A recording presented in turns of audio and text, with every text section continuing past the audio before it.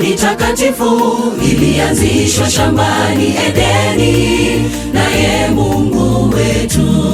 Mume yule ataacha wazazi wake, mke pia ataacha wazazi wake, waunganishwe pamoja, wawe mwili mmoja, familia mpya.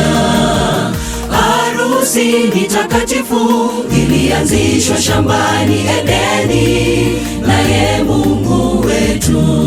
Mume yule ataacha wazazi wake, mke pia ataacha wazazi wake, waunganishwe pamoja, wawe mwili mmoja, familia mpya.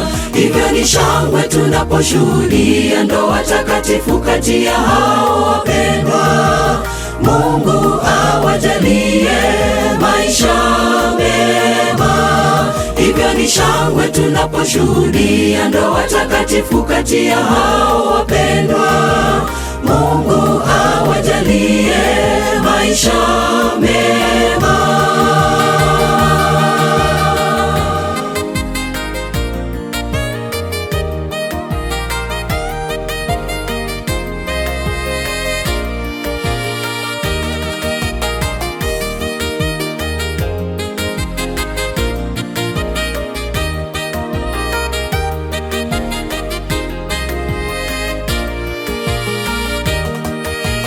Kwenye maisha ya ndoa pamoja, msisahau yupo Mungu aliyewezesha awe nguzo na msingi wa nyumba yenu. Upendo mdumishe hata kwa wageni, hapo ndipo penye raha na baraka za Mungu hata kwa watoto.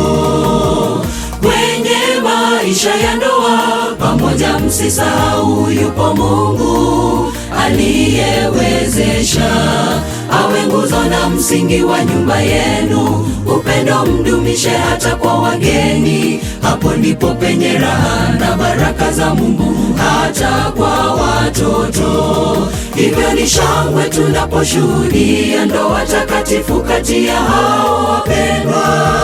Mungu awajalie maisha mema. Hivyo ni shangwe tunaposhuhudia ndoa takatifu kati ya hao wapendwa. Mungu awajalie maisha mema.